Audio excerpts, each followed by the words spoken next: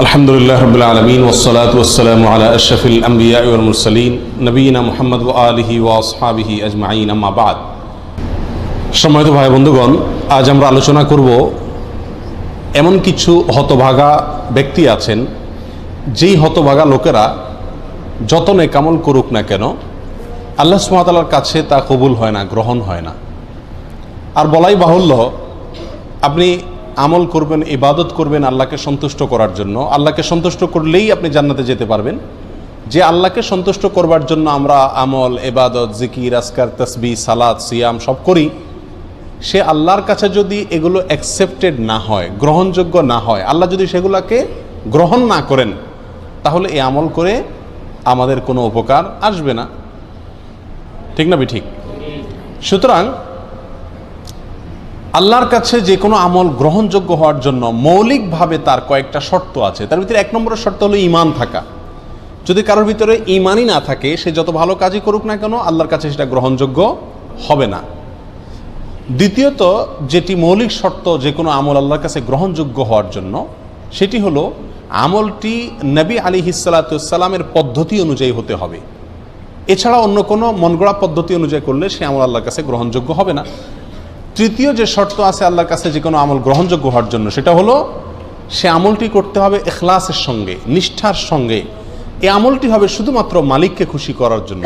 দুনিয়ার কোনো ধান্দা, দুনিয়ার কোনো বিশেষ ফায়দা হাসিল করা, কোনো মানুষকে খুশি করা, কারোর কাছে জাহির করা, কারোর কাছে এটার স্বীকৃতি পাওয়া, এ জাতীয় কোনো ধান্দা থাকতে পারবে না। শুধুমাত্র আল্লাহকে খুশি করার উদ্দেশ্যে যদি করা হয়, সেটা হবে ইখলাসের সঙ্গে। অতএব যদি আমি ঈমানের সঙ্গে নবী আলাইহিস সালামের পদ্ধতি অনুযায়ী সহিভাবে এবং শুধুমাত্র আল্লাহকে খুশি করার উদ্দেশ্যে এবং দুনিয়ার কোনো মানুষের কাছ থেকে কোনো ফিডব্যাকের আশা করা ছাড়া কোনো ইবাদত করি, তাহলে ইনশাআল্লাহ সেই ইবাদত আল্লাহর কাছে গ্রহণযোগ্য হওয়ার মতো উপযুক্ত ইবাদত বলা যেতে পারে। এরপরেও ব্যক্তির ব্যক্তিগত কিছু চারিত্রিক ত্রুটির কারণে, কিছু দোষের কারণে, কিছু খারাপ স্বভাবের কারণে অনেক সময় এই শর্তগুলো থাকা সত্ত্বেও আল্লাহ সুবহানাহু ওয়া তাআলার কাছে আমল গ্রহণযোগ্য হয় না। এরকম 13 শ্রেণীর ব্যক্তির সঙ্গে আজকে আমরা পরিচিত হব।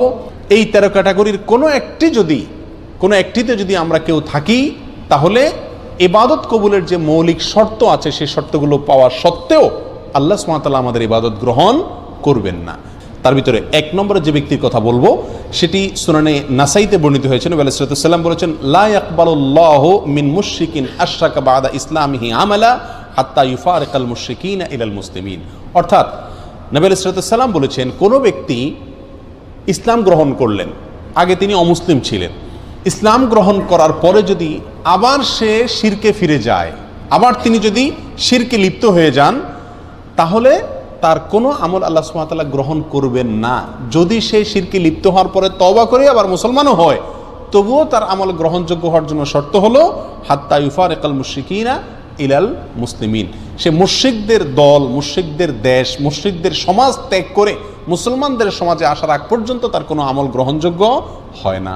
তাহলে একজন অমুসলিম, তিনি মুসলিম হলেন, ইসলাম গ্রহণ করলেন, ইসলাম গ্রহণ করার পরে আবার তিনি অমুসলিম হয়ে গেলেন, এরপর যদি আবার তিনি মুসলমান হয়ে যানও কিন্তু অমুসলিমদের মধ্যেই তিনি অবস্থান করেন, তাহলে তার আমল আল্লাহ তাআলা গ্রহণ করবেন না। তার আমল গ্রহণযোগ্য হতে হলে তাকে মুসলমানদের সমাজে এসে প্রবেশ করতে হবে, বসবাস করতে হবে।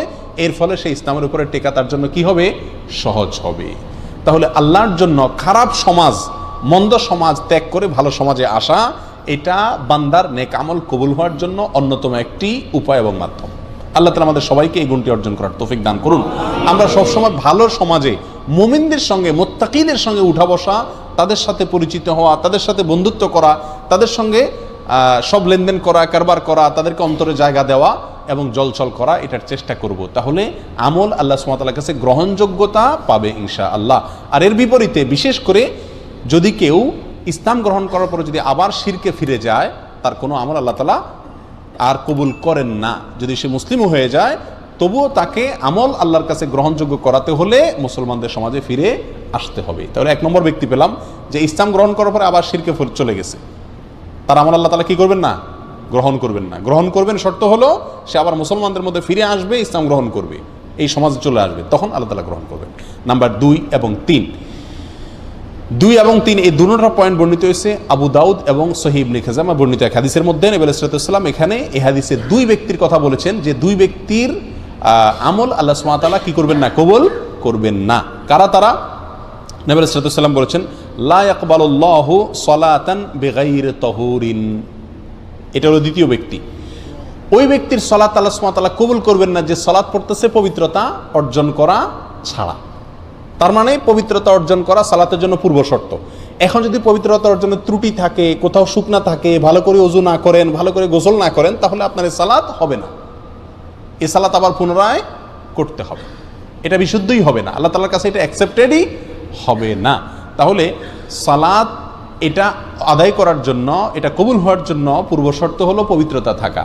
সম্প্রতি একটা ভিডিও ক্লিপ, ছোট ভিডিও ক্লিপ আপনারা অনেকেই দেখেছেন হয়তো, অনলাইনে প্রচুর পরিমাণ ছড়িয়ে গেছে। সেটা হলো হারামে মক্কায় ভারতের 2 জন লোক, ইন্ডিয়ার 2 জন লোক, তারা উমরা বা হজ করার জন্য আসছেন দেখা যাচ্ছে ভিডিওতে, এবং জামাত দাঁড়ায় গেছে হারামে।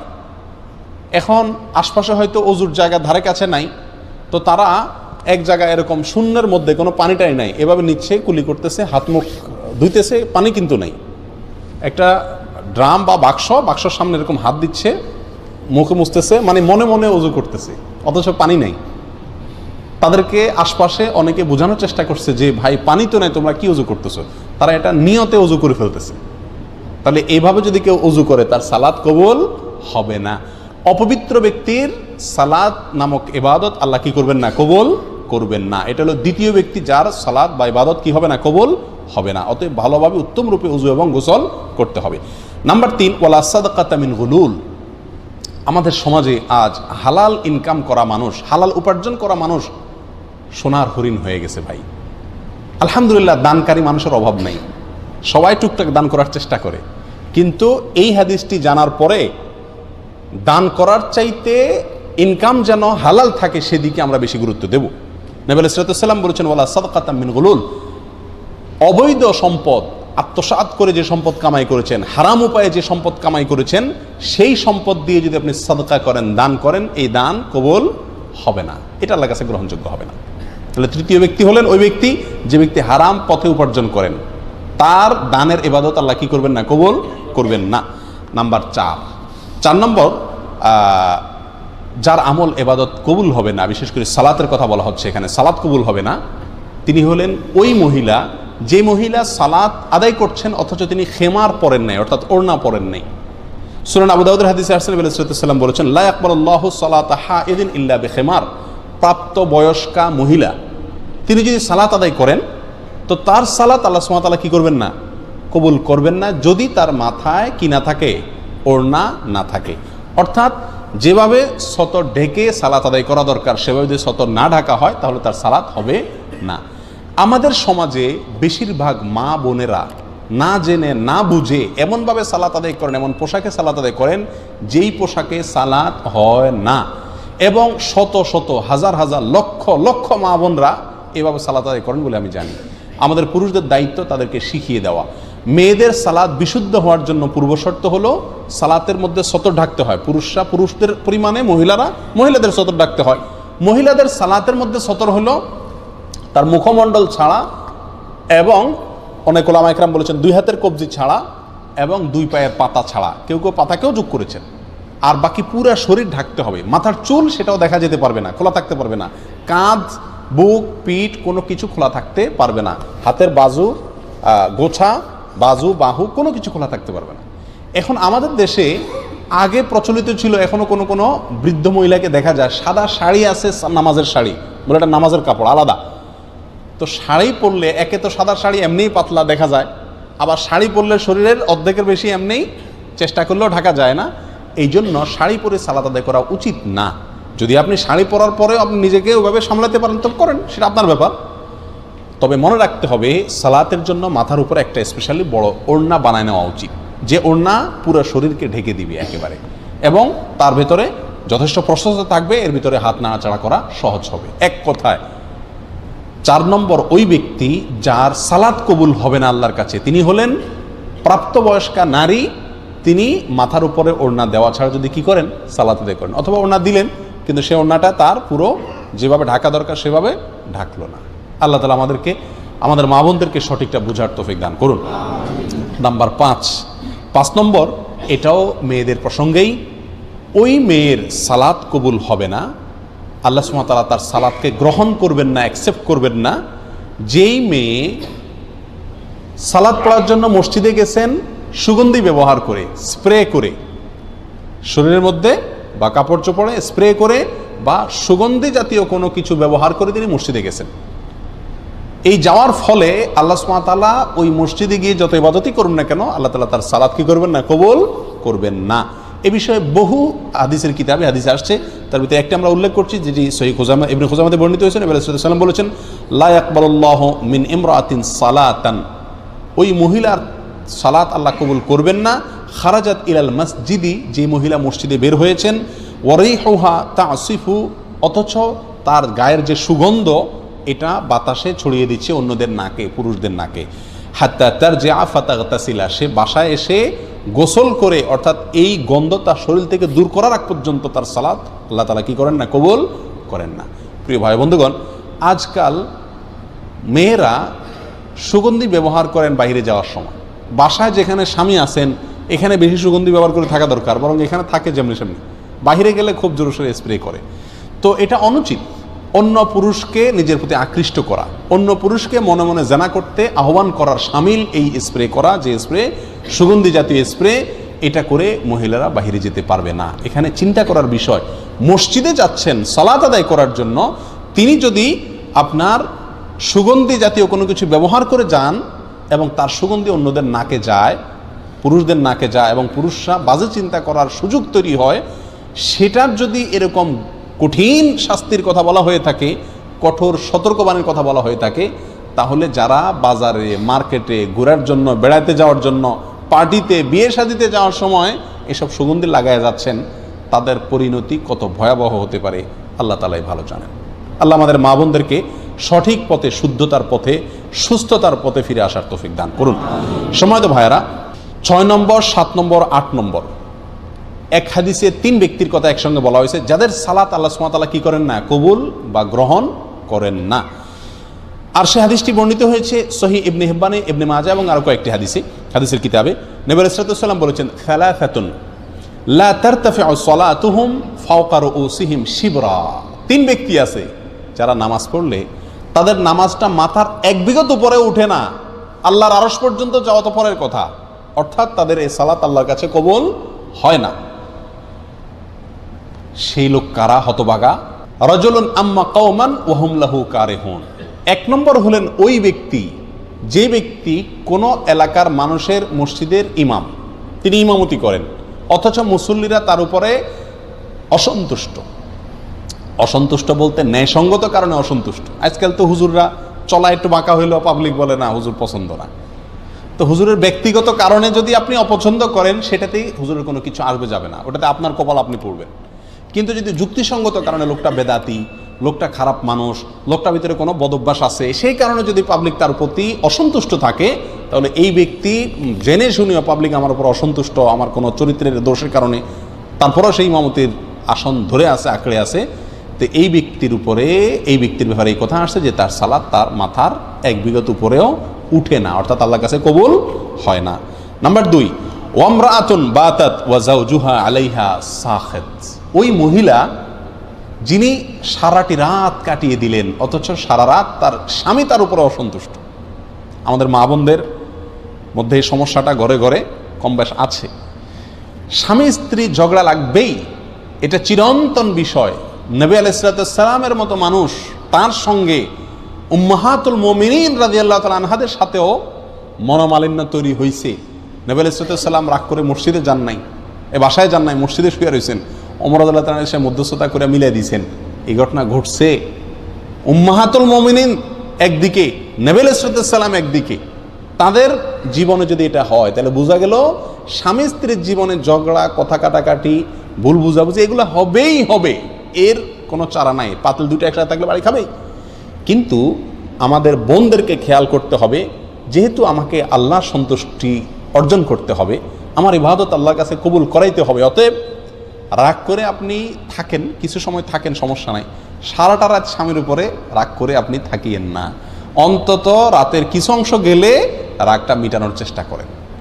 যদি স্বামী অন্যায়ভাবে রাগ করে থাকে, গায়ের জোর রাগ করে, সেটা ভিন্ন কথা। যাই হোক, তাহলে দ্বিতীয় হলেন ওই স্ত্রী যিনি সারাটি রাত কাটিয়ে দিলেন অথচ তার স্বামী তার কারণে তার উপরে কি অসন্তুষ্ট। যদি স্বামী অন্যায়ভাবে অসন্তুষ্ট হয় এবং তাকে সন্তুষ্ট করার কোনো জায়গা না থাকে, গোয়ার টাইপের হয়, তাহলে ভিন্ন কথা। 3 নম্বর, আব্দুন আবেক, ওই গোলাম বা কৃতদাস যে মালিক থেকে পালিয়ে গেছে অনুমতি ছাড়া, কোনো তার সাথে চুক্তি ছাড়া তার থেকে পালিয়ে গেছে। কোনো কোনো বর্ণনা আসছে ওই দুই ভাই, যেই দুই ভাই নিজেদের মধ্যে মারামারি বা কাটাকাটিতে লিপ্ত। তাহলে এই হাদিসে 3 ব্যক্তির কথা আমরা পেলাম, আর আগে 5 জনের কথা বললাম, তাহলে মোট 8 জনের কথা পেলাম যাদের সালাত বা ইবাদত আল্লাহর কাছে কি হয় না, গ্রহণযোগ্য হয় না।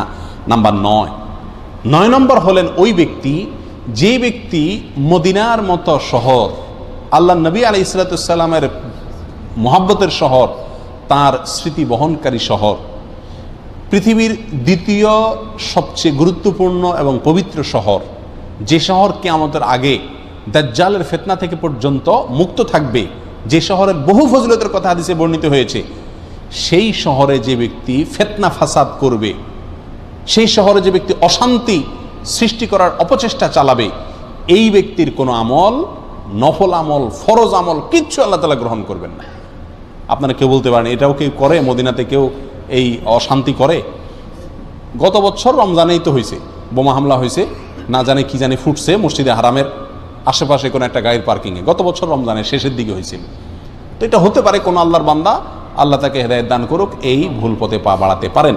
তার জন্য সাবধান বাণী, তার কোনো আমল আল্লাহ তাআলা নফল ফরজ কিচ্ছু গ্রহণ হবে না যদি আল্লাহ নবী সাল্লাল্লাহু আলাইহি সাল্লামের মদিনার শহরে কি করে, কেউ অশান্তি সৃষ্টি করে।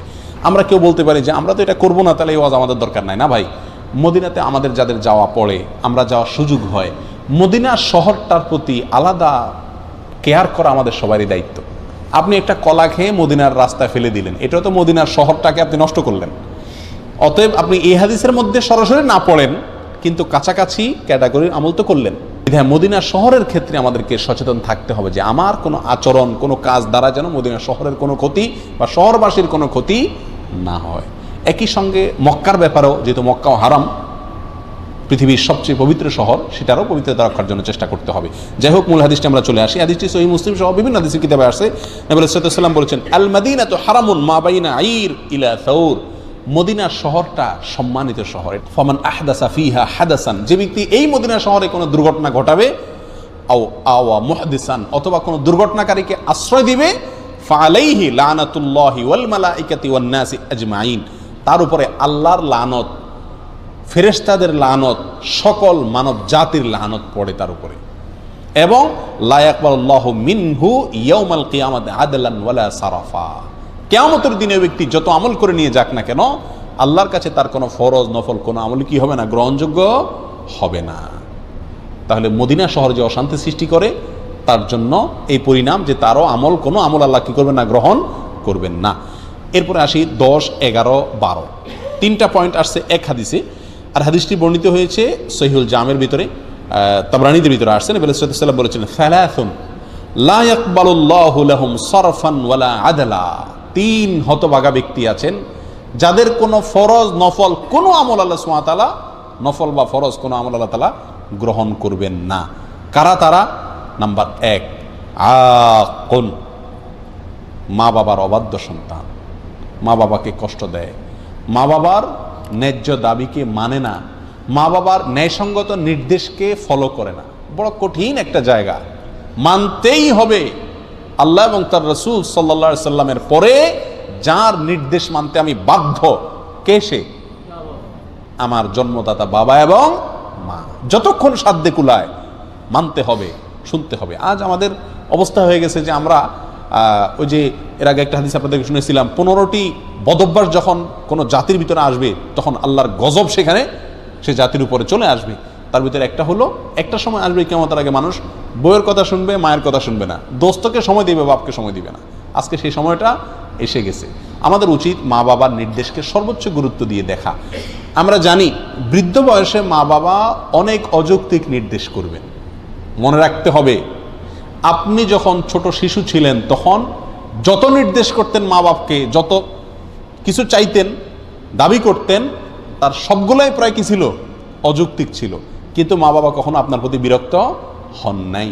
আর আপনি এখন বলতেছেন না আব্বার এই কথা কোনো যুক্তি খাটে না, মা এটা বলছেন, এটা অন্যায় কথা বলতেছেন।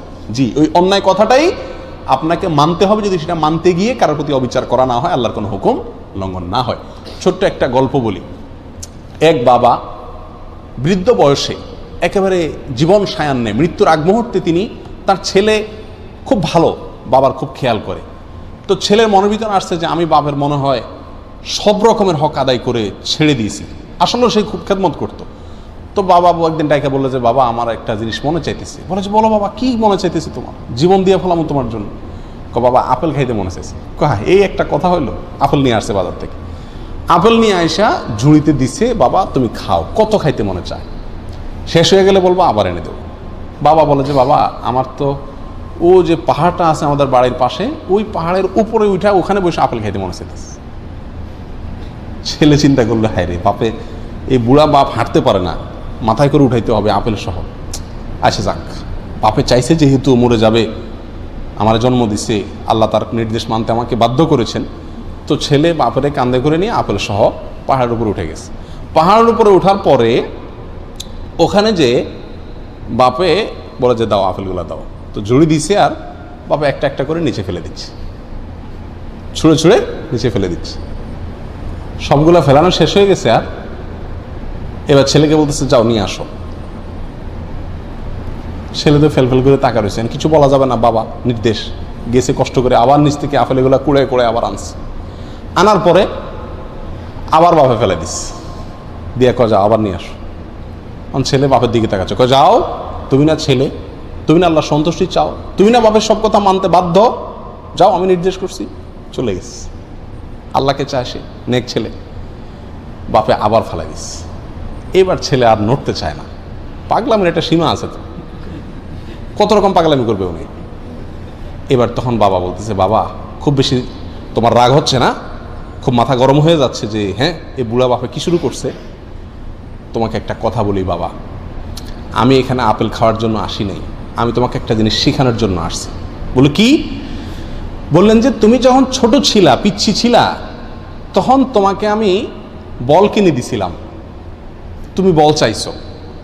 এরপর তুমি বলছো না বল হইলে হবে না, আমি পাহাড়ের উপরে যাই খেলবো। আসছো পাহাড়ের উপরে, ভালো কথা, অযৌক্তিক নির্দেশ, তাও মানছি। তখন তুমি এই বলটা খেলতে গিয়া কত সবার যে নিচে ফালাইছো তার কোনো হিসাব নাই। আমি সেই বল নিচ থেকে কুড়ে বারবার আয়না দিছি। তুমি আজকে আমার আপেল 3 বার কুড়েয়া তোমার কাছে বিরক্তি লাগতেছে যে বাবা অযৌক্তিক নির্দেশ করতেছে। তুমি ছেলে এরকম অযৌক্তিক নির্দেশ শত শতবার আমাকে করছো। সেদিন আমি তোমার নির্দেশ মানতে গিয়া আমার কোনো মনে কষ্ট হয় নাই, আমি ওই বল আইনা আরো চুমা দিয়া তোমারে দিছি। তুমি ফালাইছো, আমি আইনা আইনা দিছি। আজকে তুমি আপেল কুড়াইতে গিয়ে তোমার কষ্ট হচ্ছে না, মনে কষ্ট হচ্ছে।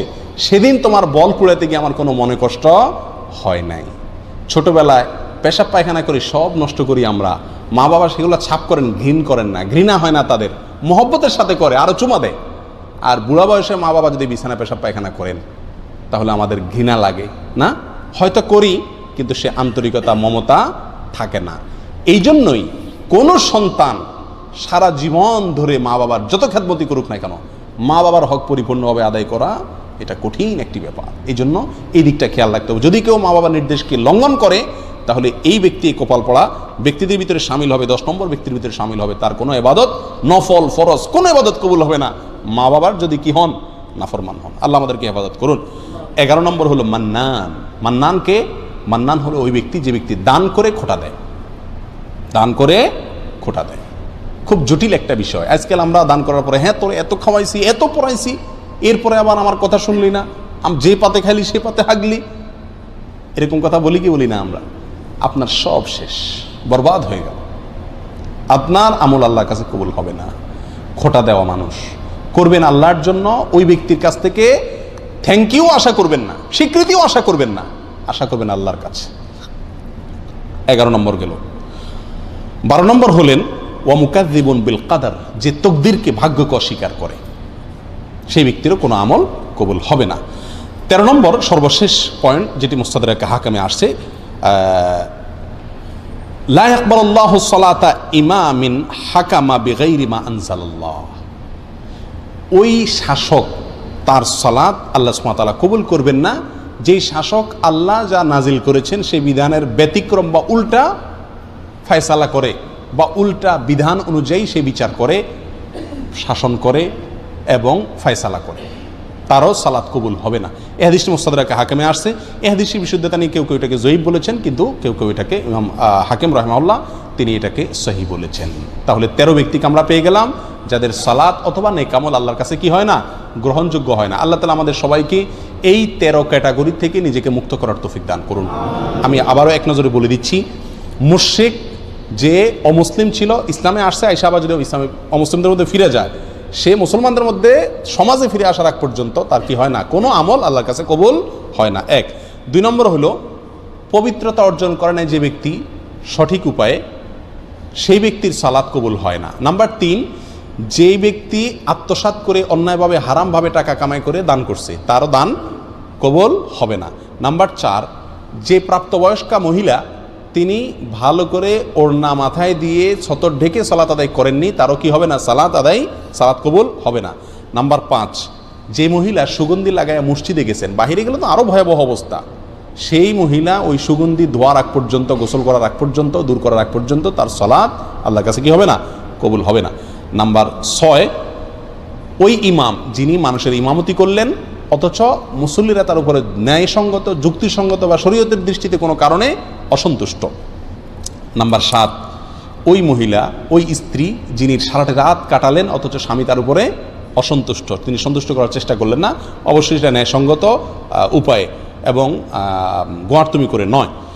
নাম্বার 8, ওই কৃতদাস যে মালিকের অনুমতি ছাড়া ভেঙে গেছে, অথবা ওই দুই ভাই নিজেদের ভিতরে ঝগড়াঝাটিতে, মারামারিতে, কাটাকাটিতে লিপ্ত। নাম্বার 9, ওই কপাল পড়া যে নবী সাল্লাল্লাহু আলাইহি সাল্লামের শহর মদিনাতে অশান্তি সৃষ্টি করে অথবা অশান্তি সৃষ্টিকারীকে জায়গা দেয়, মদিনা শহরের পবিত্রতা নষ্ট করে। নাম্বার 10, ওই সন্তান যে মা বাবার অবাধ্য, নাফরমান, মা বাবার নির্দেশ অমান্যকারী। 11 নম্বর, ওই ব্যক্তি যে দান করে খোটা দেয়। 12 নম্বর, যে ব্যক্তি ভাগ্যকে বা তাকদীরকে অস্বীকার করে। আর 13 নম্বর, ওই শাসক যিনি আল্লাহর বিধান অনুযায়ী তার প্রজাদেরকে পরিচালনা করেন না। আল্লাহ তাআলা আমাদের সবাইকে এই 13 শ্রেণীর প্রত্যেকটা থেকে নিজেদেরকে মুক্ত করার তৌফিক দান করুন, এমনভাবে ইবাদত করার তৌফিক দান করুন যাতে আল্লাহর কাছে এটা গ্রহণযোগ্য হয়, কবুল হয়।